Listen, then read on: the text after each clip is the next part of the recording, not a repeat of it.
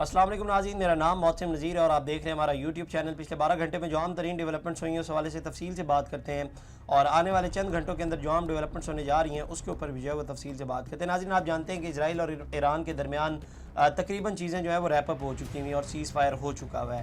اس کے اوپر تفصیل سے بات کرتے ہیں کہ آخر یہ جنگ جیتا کون ہے۔ ظاہری بات ہے، بہت سے لوگوں کا یہ سوال ہے کہ آخر یہ جنگ جیتا کون ہے، ایران جیتا ہے، اسرائیل جیتا ہے یا امریکہ جیتا ہے؟ تو اس کے اوپر تفصیل سے بات کرتے ہیں، کچھ فیکٹس ہیں، کچھ چیزیں ہیں جو آپ کے سامنے رکھتے ہیں، اس کے بعد فیصلہ آپ نے کرنا ہے کہ آخر یہ جنگ جیتا کون ہے۔ اس کے علاوہ جناب پاکستان میں بھی سیاست میں بڑی ہلچل ہو رہی ہے، اور پی ٹی آئی کے اندر جو انٹرنل ان کی اپنی لڑائیاں ہیں وہ جناب دن بدن جو ہے وہ بڑھتی جا رہی ہیں، اور اس بار نشانہ بنے ہیں علی امین گنڈا پور۔ اس کے اوپر تفصیل سے بات کرتے ہیں، بلکہ ان کی گفتگو بھی سامنے آئی ہے، اس کے اوپر بھی جو ہے وہ تفصیل سے بات کرتے ہیں، اس کو انالائز کرتے ہیں۔ لیکن سب سے پہلے آغاز کر لیتے ہیں، آپ جانتے ہیں کہ ایران اور اسرائیل کے درمیان جو ہے وہ سیز فائر ہو چکا ہے، اور وار کے بعد ظاہری بات ہے کہ ڈیمیج اسیسمنٹ کی جاتی ہے کہ کس کا کتنا نقصان ہوا ہے۔ تو اسرائیل کا جناب کہنا ہے کہ ایران سے جنگ کے دوران ان کے 28 شہری ہلاک ہوئے ہیں اور 3000 سے زائد جو ہیں وہ زخمی ہوئے ہیں۔ ایران نے 550 بیلسٹک میزائل اور 1000 کے قریب جو ہیں وہ ڈرون داغے ہیں۔ اب یہ ذہن میں رکھیے گا کہ یہ اسرائیل کلیم کر رہا ہے، اب یہ فگرز کو درست دے رہا ہے یا نہیں دے رہا، لیکن یہ اسرائیل کلیم کر رہا ہے۔ اسرائیلی وزارت صحت کا کہنا ہے کہ ایران سے جنگ کے دوران 28 شہری ہلاک اور 3000 سے زائد زخمی ہوئے ہیں۔ M D A ambulance service کے مطابق جنگ بندی ہونے تک 28 شہریوں کی ہلاکت کی تصدیق ہوئی ہے، جن میں سے 4 شہری آج صبح ہلاک ہوئے ہیں۔ ایمبولینس سروس کے مطابق ان کے علاوہ 900 سے زائد شہریوں کو زخمی اور 401 افراد کو شدید ذہنی دباؤ یا خوف و ہراس میں مبتلا ہونے پر طبی امداد فراہم کی گئی ہے۔ دوسری جانب وزارت صحت نے کچھ مختلف اعداد و شمار جاری کیے ہیں۔ ان کے مطابق 12 روزہ جنگ کے دوران 3238 افراد کو اسپتالوں میں داخل کیا گیا ہے۔ کئی زخمی افراد کو دیگر ریسکیو اداروں نے اسپتال پہنچایا یا وہ خود اپنے طور پر وہاں پہنچے۔ دوسری جانب ایران کی وزارت صحت کے مطابق گزشتہ 12 روزہ جنگ کے دوران اسرائیلی فوج کے حملوں میں 610 افراد شہید ہوئے ہیں، جن میں 2 ماہ کے کم عمر بچے سمیت 13 بچے شامل تھے۔ اس کے علاوہ 49 خواتین بھی جان کی بازی ہار گئی۔ ترجمان نے بتایا کہ 5 طبی کارکن بھی اسرائیلی فوج کے حملوں کا نشانہ بنے۔ وزارت صحت کے ترجمان نے مزید بتایا کہ اسرائیلی حملوں میں 4746 افراد زخمی بھی ہوئے، جن میں 971 افراد تاحال اسپتالوں میں زیر علاج ہیں، جبکہ 687 افراد کی سرجریز بھی ہوئی ہیں۔ اگر آپ اس کو کمپیئر کریں، جو پاکستان اور انڈیا کے درمیان جنگ چلی تھی تقریباً 3 دن کی چلی تھی، اور اس 12 دن سے اگر آپ اس کو کمپیئر کریں تو وہاں پر کم نقصان ہوا تھا، یہاں پر جو ہے وہ دونوں کو بہت زیادہ نقصان ہوا ہے۔ تو ایک کمپیریزن جناب یہ ہے۔ اس کے علاوہ ایران کے صدر مسعود پزشکیان نے کہا ہے کہ جی وہ امریکی صدر ڈونلڈ ٹرمپ کی جانب سے اعلان کردہ جنگ بندی کا احترام کریں گے، تاہم شرط یہ ہے کہ اسرائیل بھی ان نکات کی پابندی کرے۔ ایرانی صدر نے ملیشیا کے وزیر اعظم انور ابراہیم سے ٹیلی فون پر بات کی۔ پاکستانی وزیر اعظم شہباز شریف سے بھی جو ہے ان کی فون پہ بات ہوئی ہے، اور ادھر ایران کی سپریم سیکیورٹی کونسل نے کہا ہے کہ ایرانی مسلح افواج جنگ بندی کے بعد بھی دشمن کے کسی بھی اقدام کا جواب دینے کے لیے الرٹ رہیں گے۔ دوسری جانب ایران کے اندر جو ہے وہ جنگ بندی کے بعد اسرائیل کے خلاف فتح کا جشن بھی منایا گیا۔ تہران سمیت مختلف شہروں میں ایرانی پرچم لہراتے ہوئے ہزاروں شہری جو ہے وہ سڑکوں کے اوپر جو ہے وہ نکل آئے۔ اگر آپ اوور آل جو ہے وہ اس کے اوپر اسیسمنٹ کریں کہ یہ جنگ ظاہری بات ہے کون جیتا ہے، تو اسرائیل کے جو ہے وہ ایران کے حوالے سے جو ہے وہ مختلف ٹارگٹس تھے۔ اگر آپ اس کے اندر امریکہ کے مقاصد بھی ملا لیں تو وہ مختلف ٹارگٹس تھے۔ ایک تو یہ کہ جو ان کا نیوکلیئر پروگرام تھا اسے مکمل طور پر جو ہے وہ ختم کرنا ہے۔ کیا وہ نیوکلیئر پروگرام مکمل طور پر ختم ہوا ہے؟ وہ نہیں ہوا۔ آپ جانتے ہیں کہ اسرائیل اور امریکہ کی جانب سے جو بومبنگ بھی کی گئی ہے، اس کے بعد بھی ان کی جانب سے یہ واضح طور پر نہیں کہا گیا کہ ایران کے اندر جو نیوکلیئر پروگرام تھا وہ مکمل طور پر جو ہے وہ ختم ہو گیا۔ یہ ضرور وہ کہہ رہے ہیں کہ ان کو ہم کچھ سال پیچھے لے کے چلے گئے، بلکہ اس کے اوپر جو ہے وہ ایران کی جانب سے بیان بھی آیا ہے، اور انہوں نے واضح اعلان کیا ہے کہ اس کا ایٹمی پروگرام جو ہے وہ کسی صورت بھی جو ہے وہ نہیں رکے گا۔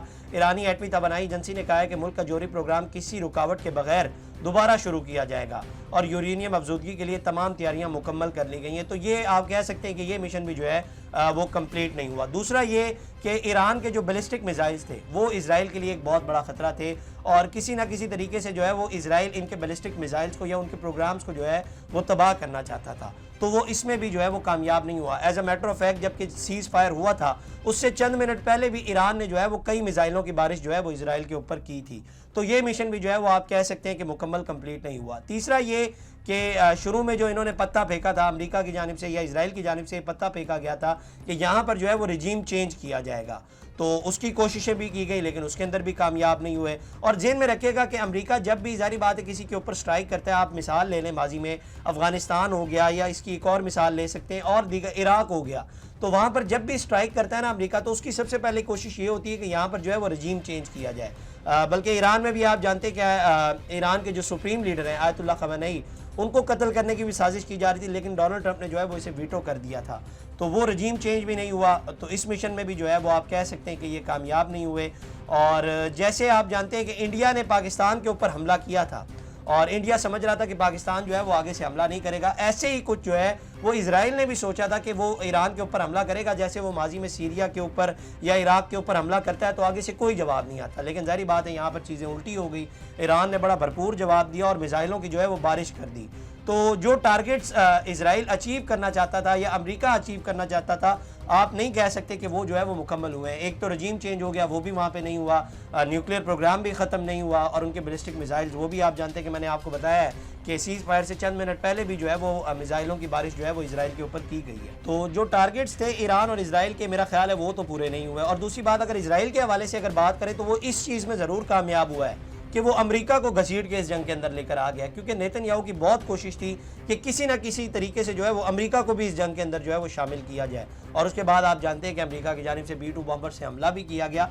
तो इस बारे में आप कह सकते हैं कि इजराइल जो है वो कामयाब हुआ है। लेकिन इजराइल की जो नाकामियाँ हैं वो मैं आपको बता चुका हूँ कि जो उनके टारगेट्स थे, मतलब रजीम चेंज हो गया, उसके अलावा उनका न्यूक्लियर प्रोग्राम ख़त्म करना था वो भी नहीं हुआ, इसके अलावा उनके बैलिस्टिक मिसाइल जो प्रोग्राम था उसको तबाह करना वो भी नहीं हुआ। तो इस तरह से जो है वो इजराइल को बड़ी नाकामी हुई है। और दूसरा, इजराइल ये समझ रहा था कि ज़ाहिर बात है जैसे हम सीरिया के ऊपर या इराक के ऊपर हमला करते हैं और वो आगे से चुप हो जाते हैं, आगे से जवाब नहीं आता, तो ईरान भी जो है वो कुछ इसी तरह से करेगा। लेकिन ईरान की जानिब से जिस किस्म का जवाब आया, बड़ा तगड़ा जवाब आया। जिस तरह से ईरान की जानिब से मिसाइलों की बारिश की गई तो बड़ा तगड़ा जो है वो ईरान ने जवाब दिया है। अब अगर अमेरिका की असेसमेंट के ऊपर आ जाए तो पिछले 24 घंटे के अंदर जो डोनाल्ड ट्रंप हैं, जो अमेरिका के प्रेसिडेंट हैं, उनकी जानिब से जो बयानात आ रहे हैं, मतलब वो इतना फ्रस्ट्रेट हुए हैं कि उन्होंने गाली तक दे दी। मतलब ईरान और इजराइल के हवाले से उन्होंने इजराइल को गाली तक दे दी। चले ईरान के हवाले से तो बनता है कि उनसे इख्तलाफात हैं या जो भी उनके साथ मसले हैं उनको गाली दे दें तो चलो ठीक है, समझ आता है कि उनको गाली दे दें, लेकिन उन्होंने इजराइल तक को गाली दे दी तो वो इतना फ्रस्ट्रेट हुए हैं। तो अगर ओवरऑल असेसमेंट की जाए तो डोनाल्ड ट्रंप ये तो कह रहा है कि जनाब देखें मैंने ये भी लड़ाई बंद करा दी, चले ठीक है। बाकी अगर पाकिस्तान और इंडिया की लड़ाई के हवाले से बात करें तो वो आपने ज़रूर सीज़ फायर करवाया, लेकिन और इस जंग के अंदर तो आपने खुद भी जो है वो ईरान के ऊपर हमला किया है, लेकिन जारी बात है वो कह रहा है कि जनाब मैंने जंग जो है वो ये वाली भी ख़त्म करा दी है। इसके अलावा एक इंटरेस्टिंग चीज़ जो मैं यहाँ पर शेयर करना चाहूँगा कि इंडिया में कुछ तजियाकारों को मैं कल सुन रहा था, वो ये कह रहे थे कि जनाब देखें जिस तरह से इजराइल ने ईरान के साथ किया है ना, इसी तरह से जो है वो इंडिया को भी जो है वो पाकिस्तान के साथ करना चाहिए। और ऑपरेशन सिंदूर पार्ट 2 के हवाले से भी बातें हो रही हैं कि इसी तरह से जो है वो हम भी पाकिस्तान के ऊपर हमला करें। भाईजान आप ज़रा आके देखिए, पिछली बार तो 6 गिरे थे, इस बार फिर 12 हो जाएंगे, फिर डबल हो जाएगी फिगर।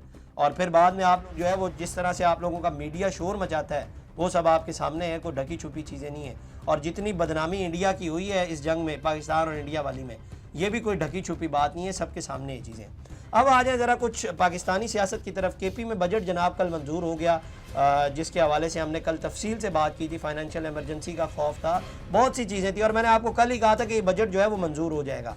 और इमरान खान साहब की इजाज़त के बगैर, उनसे मुलाकात के बगैर ही जो है वो ये बजट मंजूर हो गया। अब PTI के अंदर जारी बात है सफ़े मातम बिछा हुआ है, और वहाँ पर गंडापुर साहब को जिस तरह से टारगेट किया जा रहा है, बल्कि आप कोई अली अमीन गंडापुर साहब का ट्वीट उठाकर देख लें तो उसके नीचे जो उनको मतलब जिस तरह से टारगेट किया जा रहा है वो आप खुद जाके देख सकते हैं।